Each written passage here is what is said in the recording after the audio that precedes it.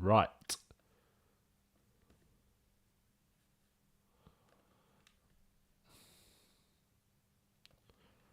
I think we're live.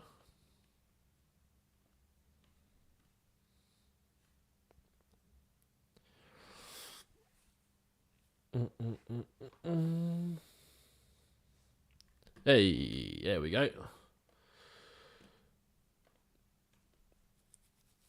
Here we are. Right. Who's in the chat? Lucas, Andy. How you doing, boys? Can you hear me? Are we good? How is everybody doing? Let me just... Oh, no, I did just put a tweet out to say I'm live. Spurs have actually signed a player, boys. We are so back. There is actually a new video on the channel as well, if you want to go and watch that. I've put a link to it in the description. Matty, how you doing, pal? Oh, I can hear myself twice. There we go. Yeah, there's a video. There's a link in the description to... There's a new video on the channel about Min-hyuk Yang, but we're obviously going to talk about him in the stream. Proby, how you doing, mate? Spurs have actually signed a player, boys. You believe it? Can you believe it? A lot of Spurs fans have been getting very annoyed over the last few days. Obviously, we've been talking about it all week on the streams. So thanks for everyone for getting involved. Yeah, let's go. How's everybody doing, first of all? How's everybody feeling? It's been a lot, I'd say, the last few days, like on Spurs Twitter and stuff. I think a lot of people are very frustrated, but a lot of people are also excited about this signing, and you should be. And I talk about it in my new YouTube video, which is doing amazingly well so far. It's like my best performing video I've ever done on Min-hyuk Yang. I put it out around 8 o'clock this morning, and we're already on around 1,000 views. So go and give it a watch. But after this, of course, go and give it a watch after this. We're going to talk through him in a little bit more detail in this. But if you want to know more about him as a player and some examples of what he does well, then go and watch that video. But of course, we're going to talk about the deal and what he brings to us in the stream. So let's get into it. Morning, everyone. Let's go. Tottenham are closing in on a deal to sign 2006 born winger Min-hyuk Yang from Gangwon FC. Agreement being completed and then medical tests to follow. This was broken yesterday by Fabrizio Romano. Obviously, there were some ITK sources that we talked about in another stream the other day, a few days ago, that Spurs were in talks, or an unnamed Premier League club were in talks to sign a young Korean winger. That young Korean winger hadn't been identified yet. Or I think it had actually at that point. We knew who it was, but we didn't know the club. But there were a couple of sources from a Spurs point of view a few days before talking about the fact that Spurs were in talks with an unnamed Korean winger that they were set to loan back. And I'm pretty sure it was Zeus, who, if Zeus is in the chat, he was here yesterday. Zeus, who I'm sure a lot of you will know. If you listen to the Fighting Cock, you'll definitely know who Zeus is. I'm pretty sure he actually heard about this quite like maybe a week ago. Spurs have been trying to work on this deal, keep it under wraps. I think he's one to be very much excited about. I talk about it in my new video, what he can bring to Tottenham, so go and watch that, like I said. But yeah, let me know your thoughts in the chat. Matty, I'm not going to lie, in 3 or 4 weeks, if we haven't signed some big players, I won't be back in Ange anymore.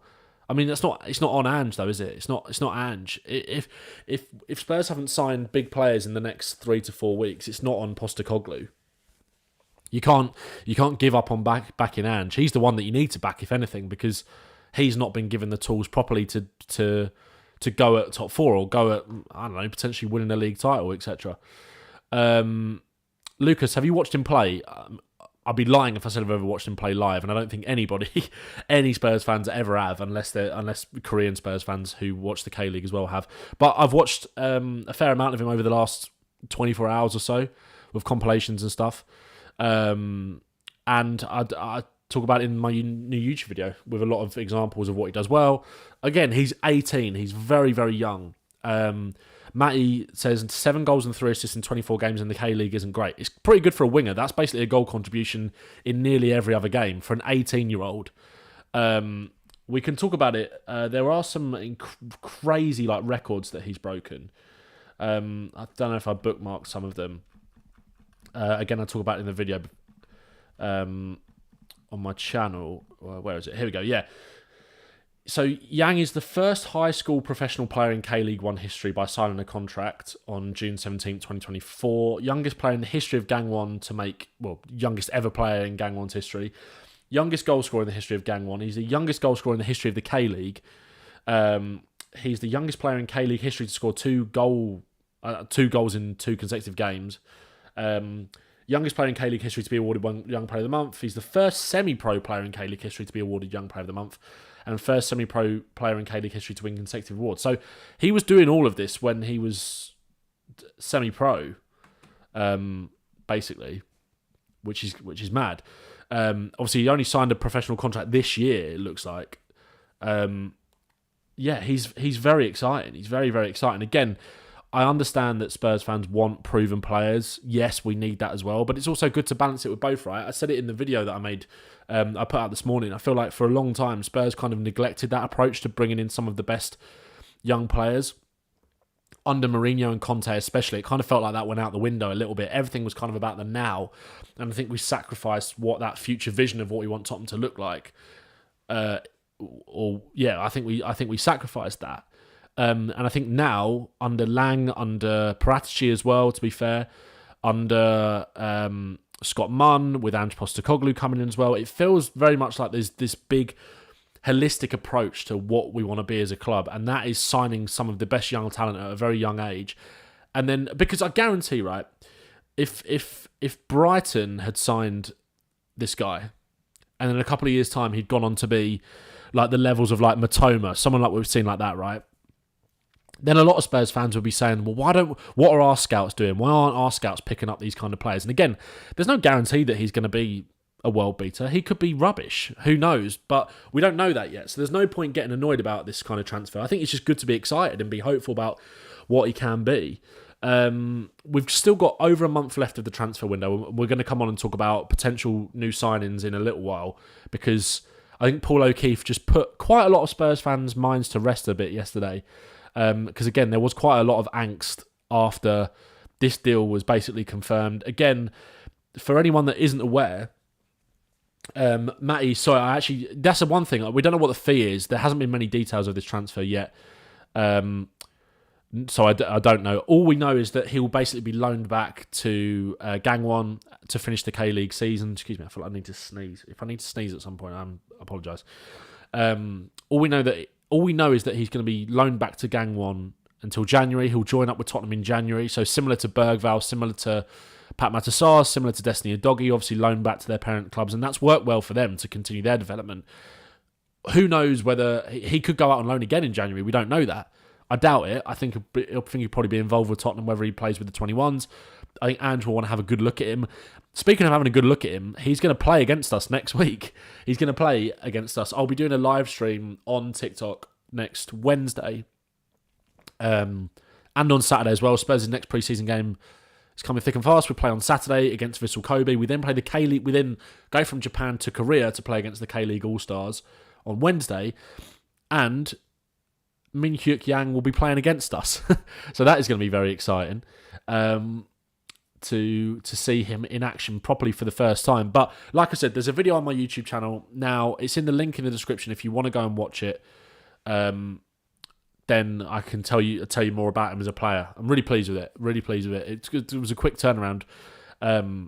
Will's done an amazing job on the thumbnail. It's my best performing video ever by a mile. So I'm excited to see what that could do. So go and show it some love. If you go and like it, massively helps it kind of boost out and get seen by more people, etc. Like I said, if you want to know more about him as a player, Matty, do you know how much? Yeah, sorry, I don't know how much we're roughly paying for him. Is he still semi-pro or is he signed professional yet? No, he signed professional this summer, I think. He literally signed professional in June, I believe. Going off the tweet I just showed you.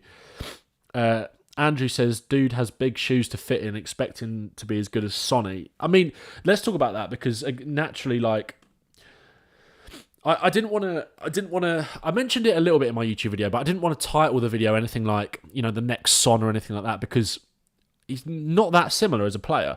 But let's talk about this. So, let's delve into this first, some stats on Yang Min-hyuk, which I go into in that video, versus K-League wingers last season. I know, Matty, you said you weren't that impressed by his goal contribution numbers. Again, I think 7 goals and 3 assists in 24 games for an 18-year-old. I know you have to caveat it with the strength of the league, etc. But that's pretty good to me. That's basically a goal contribution every other game.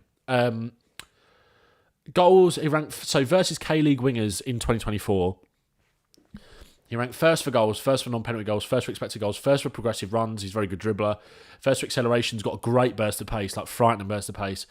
First for tackles as well, which is good for our pressing game. Second for dribbles, second for offensive duels, second for touch in the box, second for deep completion, second for defensive duels, third for shots, attacking actions, blah, blah, blah. You can read all that yourself. Son Heung-Min then, the heir to Son Heung-Min, is he that? I think that he's hopefully the heir to Son Heung-Min more in the sense that there is the potential for him to be the next big Korean star that could reach the level of Son, but they're actually not that similar as a player.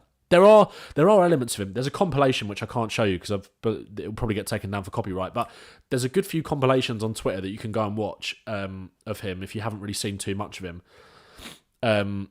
There is a couple of moves and a couple of like the way he bursts away and gets a shot off that are like, okay, right. He's been obviously watching Sonny a lot, and also. That boy loves a step over. Said it in the video. That boy loves a step over. How do they match up then in comparison to progressive carries, dribbles, non-penalty goals, expected goals and assists, key passes, attacking actions when it's played? Quite similar, to be honest. Quite similar, but again, you have to caveat that Sonny's doing this in the Premier League and Yang Min-hyuk is doing this in the K-League. But we'll get to see him very, very soon. We'll get to see him play against us next week, which is super exciting. Let's go to the chat. Oh, wow, those stats are very good. See, Matty? See?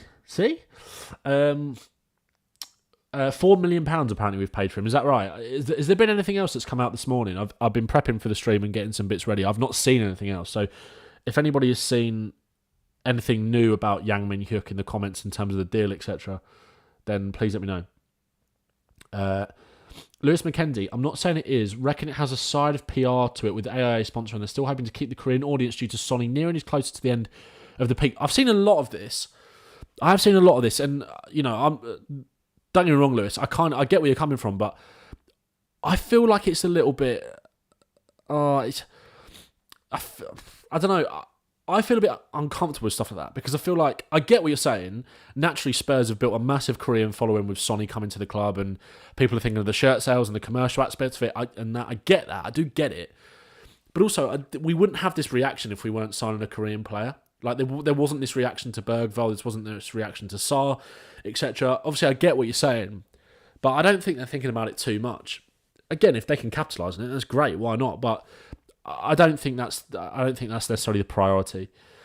Wes Johnson, imagine signing for a club where the biggest star in your country's history is already there. Sonny will look after him. Exactly. Yeah, very true.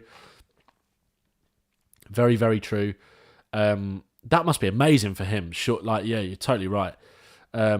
We paid less, Anthony. We paid less than what we will get for selling Brian Hill or close. That puts in perspective. Little risk, lots of upside for Korean market and potentially as a new player.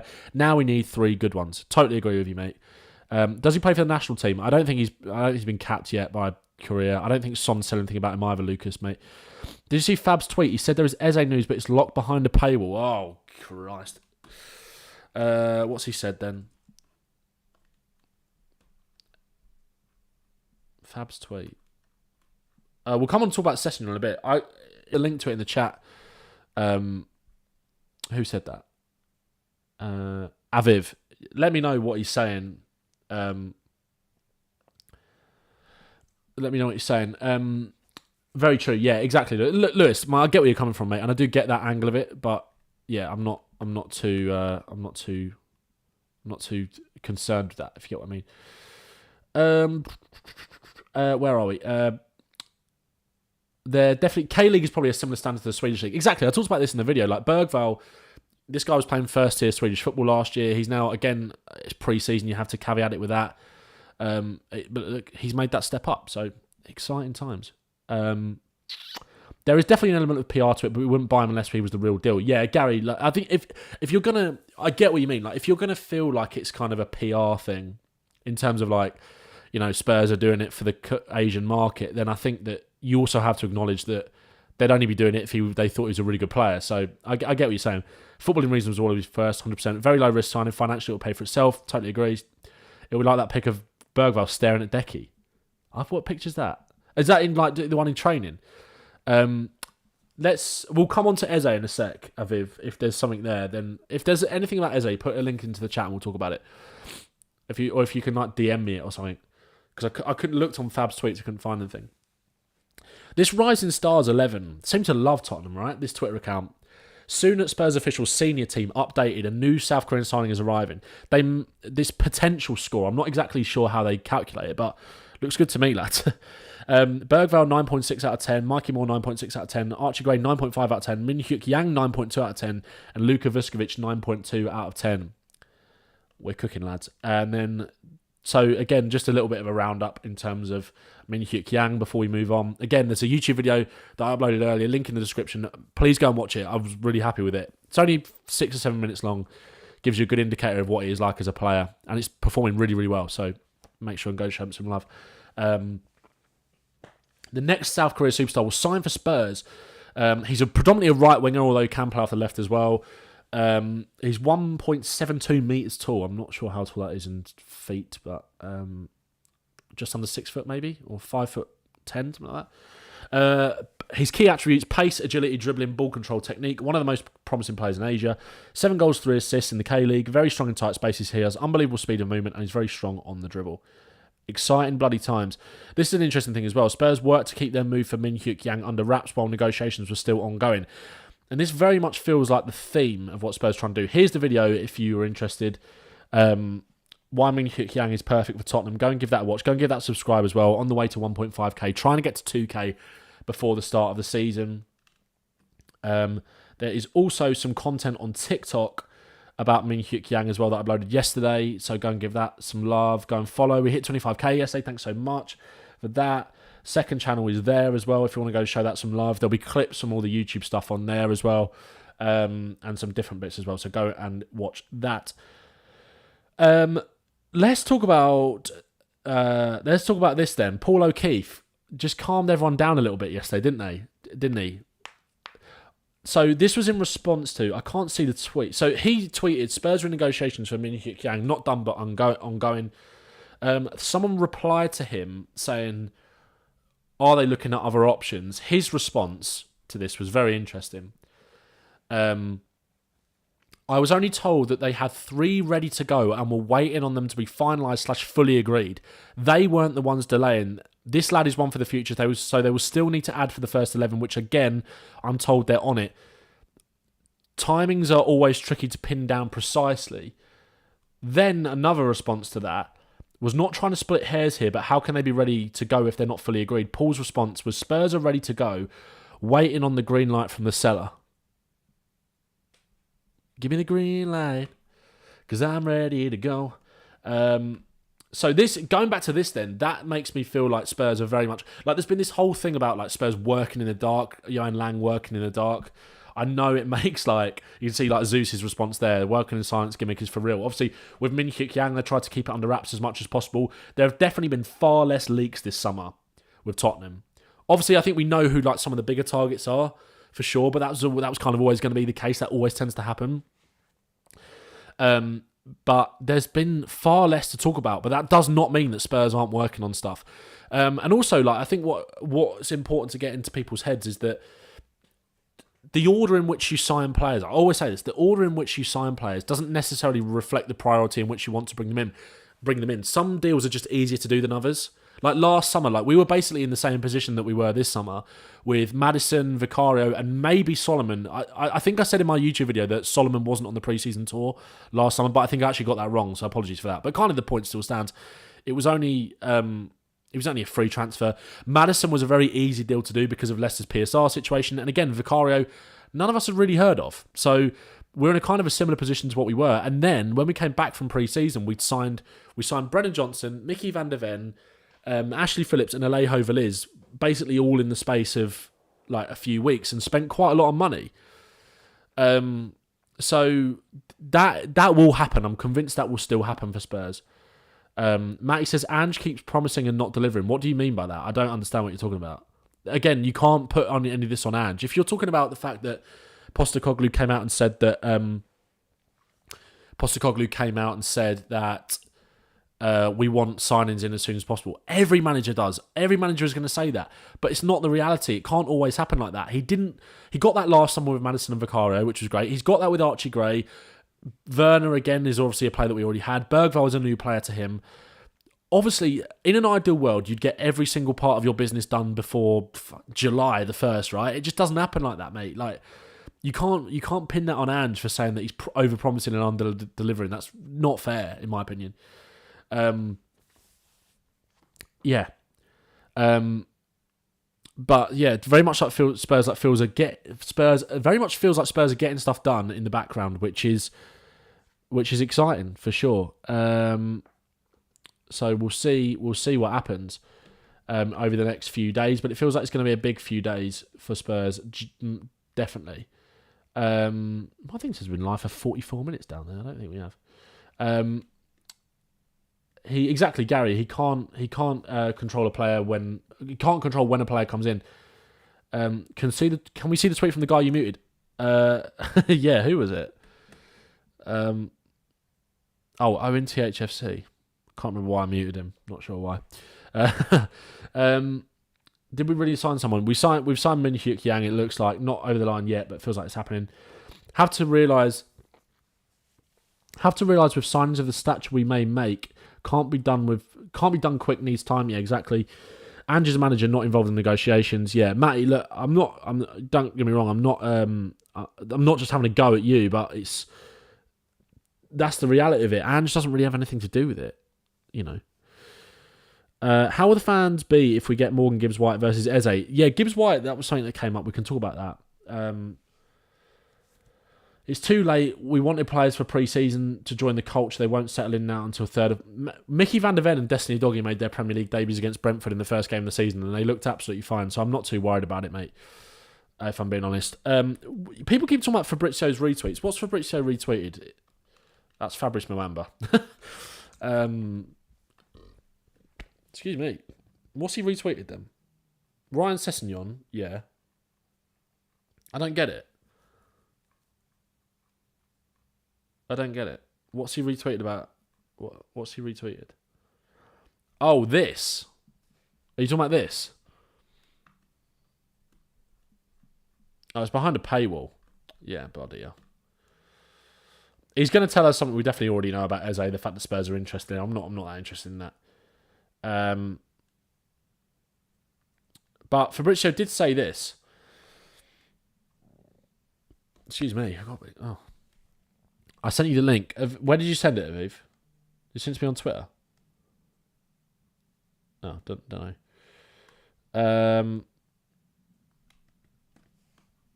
Anyway, I don't think it's... Yeah, I don't... it's just going to be that... With Eze, it's just going to be something we already know, that he's saying that Spurs are interested or something. I'm not that interested in that. But I'm interested in this because although he's not a Spurs player anymore, very pleased for Ryan Sessegnon. Looked like he was going to Crystal Palace, but he has agreed a deal. Fulham have agreed to sign Ryan Sessegnon as a free agent. Here we go. After training with Crystal Palace for weeks, former Spurs left back will join Fulham. Agreement in place as Fulham beat competition from several clubs to sign Sessegnon. That's great for him. Really good for him. Hopefully he can go there and kick on. Yeah, really hope he can do that. Again, obviously he was there before.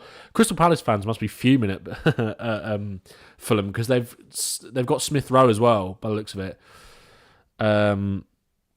So yeah, really happy for Sess. The Darwizzy G, it's touring room. Paul O'Keefe said he isn't one of the three signings. Who are you talking about? Waiting for Sporting to get Yoker as replacement. Could we? Ivan Toney wants Spurs according to Chris Cowlin. Oh yeah, I'm sure he probably would. Yeah, Fabrizio does tweet a lot. It's his company caught offsides on that page. He apparently has Eze news, but it's behind a paywall. Yeah, I don't think he... I think it's just... I guarantee that it will not be... If he had proper news about Eze, it wouldn't be behind a paywall. If it was major news... Exactly, Gary. Yeah, exactly, mate. If it was major news, it would have been aggregated. Who are the three? Who do you hope are the three? That is the question for you guys in the chat. Yeah, Darwizy G. Who are you talking about as not one of the three? Let me know. Let's move on then. A few other bits of housekeeping before we move on to more transfer stuff. Tottenham are due to play a behind closed doors training ground match in Tokyo on Thursday today to hand extra minutes to the squad's younger players. Great stuff. Obviously, Spurs' next pre-season game is on Saturday against Vissel Kobe. I'll be doing a live stream for that on TikTok, so go and give that a watch. I believe it's an 11 a.m. kickoff. So it's around the sort of time we'd usually be doing this. So I'm going to be doing it on YouTube, on TikTok, basically. So there might not be a stream on Saturday. I might do one in the evening, maybe. But there'll be a stream on Sunday doing a breakdown of the Vissel Kobe game, like we've done for the first couple of pre-season games. This made me laugh. Just a bit of fun. Rasmus Højlund is now the number 9 for one of the Premier League's big 6. I genuinely forgot Lukaku played for Chelsea, and our boy Richie is in there. And I've got to say, Richie is genuinely the second best in that list. Yeah. Let's talk about this then. Al Ettifaq 2. Speaking of, going back to the 21s. Al Ettifaq 2, Spurs under 21s 2. A phenomenal comeback. A phenomenal comeback from Wayne Burnett team in 35-degree heat against the first team. The future's bright. It's Lily White.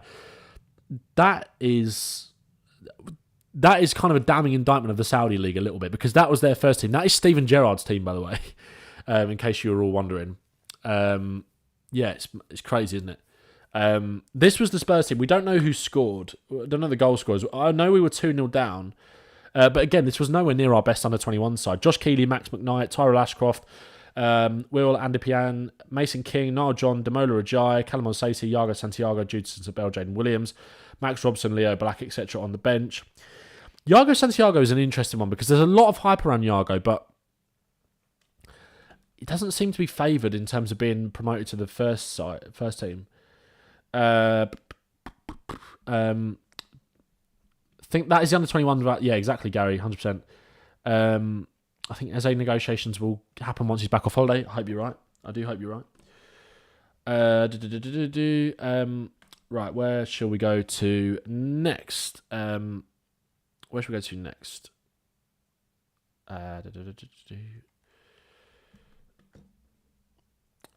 we go. Someone mentioned Gibbs White earlier in the chat.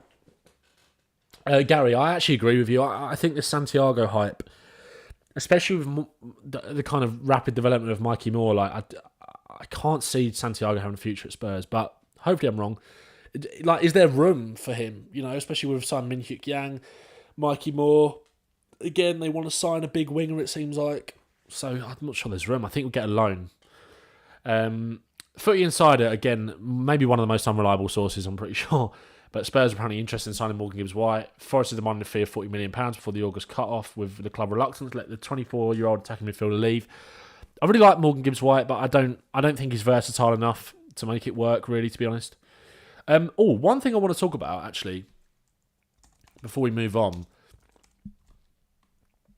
Speaking of versatility and squad balance, etc., Nathan Clark, this is a brilliant video.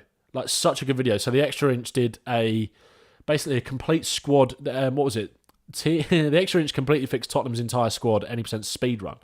This is such a good video. Go and watch this, by the way. Obviously, the Extra Inch are a quality podcast. I'm sure everybody in the chat has probably listened to it or interacted with it in some way. Go and listen to this, or go and watch this. Basically, Nathan and Windy essentially give you. They kind of build what their ideal Spurs squad would look like, but having to comply with the homegrown quotas, etc. in Europe and the Premier League. Kind of complicated. It's quite complicated. And I said it in my video about Min-hyuk Yang. There is a possibility that Spurs might have to sell someone that you might not expect to get some of the players that we want in. So go and watch this video. It's so good. So good. It's like an hour long. Watch it on your lunch break or something. It's a good one to just sort of zone out and listen to what they've got to say. Right, where were we? Morgan Gibbs-White. Yeah, thoughts on that in the chat? Gibbs-White, it's touring room. Gibbs-White will be a superb signing. I would love to see him as our starting 8. I'm not sure about that, mate. I'm not sure. I like Gibbs-White as a player, and he always kind of has felt like he's got almost inevitability about signing for Spurs. It feels quite Tottenham, but I'm not sure, if I'm being honest with you. Can you put the link in the chat? Yeah, I can put the link in the chat. I'm not sure whether it will work as a link though. Copy link address.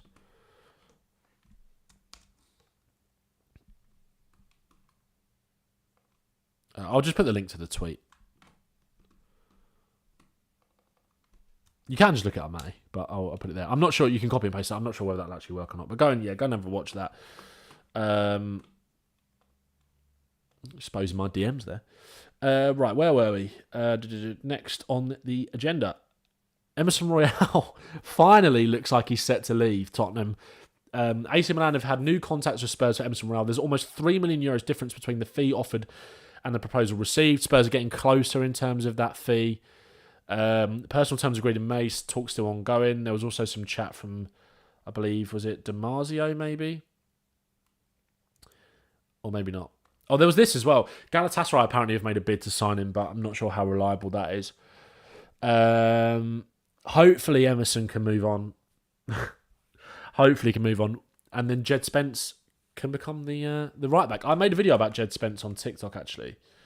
Where was it? That's the wrong TikTok account.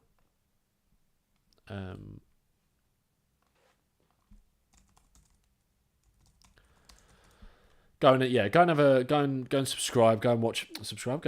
Follow over there. Where are we? Jed Spence redemption arc. Yeah, go and give that video a watch. I kind of gave my thoughts on Jed Spence there in a bit more detail. I do feel like there's a redemption arc on the cards. Someone that is not having a redemption arc is Brian Hill. Brian Hill is close to officially being announced as a new Girona player. Girona are expected to finalise an agreement with Spurs in the coming days. Only the fringes for a deal are now missing. An announcement is imminent. Please, God, let that be true. And please let it not be a loan with an option to buy. Either let it be a loan with an obligation, or please let it be a permanent deal. Please, please, please, please, please, please. Gary Hunter. Love Morgan Gibbs White as a player, but there is literally no reason for Forest to sell. Yeah, it doesn't really help them with PSR, as you said. 40 million. I guess they took Royale on the Asian tour so that it didn't deflate the asking price. Leaving him makes it look like we were pushing him out the door. Gary, you're 100% right. This is what I cannot get my head around with Chalobah. Like, why Chelsea have done that. Because Chelsea are asking for 35 million, 30 to 35, for a bloke that they've left off the plane for the pre-season tour. Like, Chalobah is obviously a good defender, and you could argue that he is maybe worth that. But you're massively depreciating the value of your asset by doing that. It doesn't make any sense. So yeah, you're totally right. And again, he will get minutes in pre-season for sure, but it feels like that one is edging closer. Reckon the Italians are bullshitting to Fab. If it was €3 million apart, we'd let him go. Yeah, but Spurs are not great at kind of letting, I guess, like making a loss on a player, I suppose. So they want to make too much of a loss on him, but I think that one will get done. Also, by the way, guys, go and give me, I'm sure most of you do, but go and give me a follow on Twitter, by the way. Support on Twitter has been class. Like I said, I put a tweet out yesterday, and again, I don't want to always be really soppy and shit, but like, it's been a really big month, and it's been like I'm very grateful for you all getting behind me, like the acceleration on TikTok and on YouTube as well, and on Twitter as well. I've kind of taken the jump to do this kind of full time, so I'm massively appreciating all of your support. Can we talk about the lineup on Saturday? And Matty says predicted lineup on Saturday. It's hard to predict it really, but we can. Should we give it a go? Should we? Let's open up a new tab. Let's go to my favourite tactics board app. Predicted lineup then. It won't be this. What are we saying? It'll probably be Austin. I'm not going to do the numbers properly. Probably be Austin, Porro,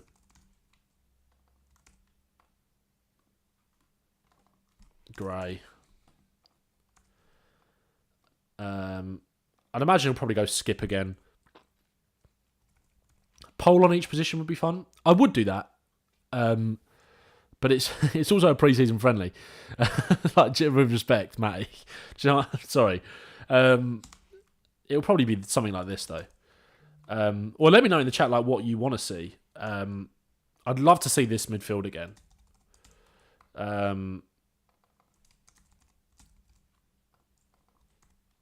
Bergvall. So they're probably the wrong way around, actually. I love this midfield. I really love this midfield. We saw it on Saturday. And there'll be Sonny through the middle. Probably Johnson on the right. And then maybe Solomon on the left, or probably Werner, I reckon. Probably something like that, I reckon. Oh, shit, yeah, Vicario's back, isn't he? Of course he is. And he's the new bloody number one. Of course Vicario's back. Obviously, Dragusin isn't going to play until the... It isn't going to play until we move to Korea. I think we've only got one game in Japan, right? Do you plan on doing a podcast? Gary, funny you should say that, bro. We'll come back to that in a sec. But go and subscribe. The link is actually in the bio. It'll probably make it easier, but... this is my podcast with the GOAT, Will Hester. Darren and Doing. Go and listen to that. You can watch it on YouTube. You can actually watch it, or you can find us on Spotify and Apple as well. Darren and Doing, that is, bro. Yeah, maybe something like this. I reckon Son on the left, Kula up top. Yeah, I wouldn't mind seeing that. I'd love to see Phillips come in, allow Gray to play in midfield. Yeah, Gary, I do agree. Like maybe something like this. What number is Phillips? Is he 35? Yeah, maybe something like this. And then maybe even take Sarr out and then put Gray there. Because this is really like, this midfield is so like, let's get tactical and let's get funky with this. Like I said, these streams, by the way, like they're going to be fun. We're going to this sort of like this. So this is our midfield basically. There is so much like rotation available in there. Like this. Donnelly sort of comes in. Bergvall almost goes into there. You sort of play with these two as the 2 10s. Bergvall can sort of come into here. Or Bergvall as well can come and be the one that gets it off the centre-backs. Gray can push on as that box-to-box a little bit. Gray can also come in here. I do think there's a real nice like fluidity to this Spurs midfield. So what sort of formation is that? 2-1, 2-2-3. Yeah, I like the there's such nice fluidity with these players in these kind of zones. I think we saw that we definitely saw that on Saturday with Bergvall in that midfield. Like Basuma, Alistair Gold said it before the game, like Basuma was going over to Bergvall and sort of chatting to him and be like, look, if you want to go, I'll cover you, like vice versa. I think Bergvall, like there's not really an out-and-out 10 in this midfield, but I love the balance and the fluidity of it, for sure. Let me know your thoughts on that. Well, yeah, it's hard to do a predicted lineup for a pre-season friendly because so much can change, but we'll see what bloody happens. Last few bits then. Actually, let's talk about this while we're talking about Archie Gray. We spoke about Ben Davies yesterday and like obviously the fact that he's been at Spurs 10 years. And obviously Archie Gray has spoken about Ben Davies and said it's been brilliant so far. So Archie Gray on settling into THFC life. It's been brilliant so far. I've enjoyed training a lot and just getting to know everyone. It's been a bit crazy. I've been watching them on TV since I was 15, perhaps even younger. Obviously, he said he was a Celtic fan. Oh, I was going to say he said he was a Spurs fan. That's not true, is it? Perhaps even younger, especially people like Ben and people like Son. They are players I've looked up to. It's just mental to think that I'll hopefully be playing them with them. It has been good so far. Gary, you're right, mate. I do want to see Archie Gray in midfield, but the fact that he's kind of taken to it like a duck to water playing at centre-back is really encouraging. For Shell. A few more links to Jacob Ramsey. Again, Football Insider, I'm not exactly sure how... not exactly sure how reliable they are. Who knows? But I do feel like that is one to keep an eye on, maybe. And then... Also, any potential... This came out yesterday. I'm not sure what the... Let's have a look at this. Any potential naming rights deal for Tottenham Hotspur Stadium would put them in fourth place in the world and first amongst Premier League clubs earning 15 million annually. Closest competitor is Man United at 12.8 million. There's this European Stadium naming rights report. Okay, this is interesting. European football clubs have the opportunity to add significant revenue by agreeing to stadium sponsorship deals. Success in football comes down to the strategy and tactics teams deploy on the pitch, and for some of Europe's greatest clubs, this success amplifies the value of their brands off the pitch too. Blah, blah, blah, blah, blah. Top 10 European football clubs for naming rights value potential. We're 4th in the world. Is that good? That's good, isn't it? Be interesting to see whether we get a deal over the line at some point in the next few years. Estimated value per season, 18 million euros. Nice. Anything else happening? Was at dinner and got a vision of waking up to the naughtiest Paul O'Keefe dagger of all time. No Ivan Toney in the Brentford away kit promo. Apparently. Paul O'Keefe saying we have a signing lined up waiting for the selling club to find a replacement. I mean, Brentford have actually already signed a striker, haven't they, to be fair? What else is going on? Anything else going on Twitter? Hardest geezer. Yeah, Sessegnon back to Fulham as a free agent. Good for him. I think that's kind of it, really, in terms of like... Oh, God. In terms of... Oh, is Brian Brobby going to Ajax? Is it Brobbery or Brobby? It's Brobby, isn't it?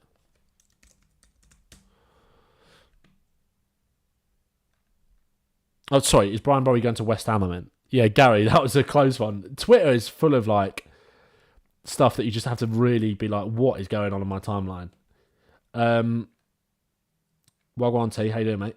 Has Tony gone with Brentford for pre-season? No, he'll still be on holiday, mate. Same as like the other Euros players at Spurs. Oh, actually, you can't show that because that's...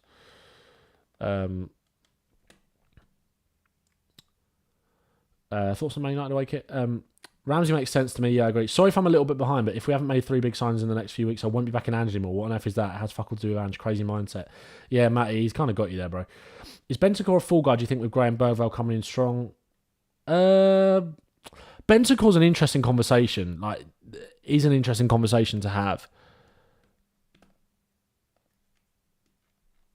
Like, what happens there? What happens with Bentancur long term?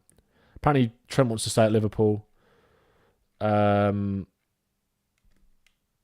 Interesting. Would love Eze because Arsenal fans have been talking about how much they want him. Yeah, me too. Me too, bro.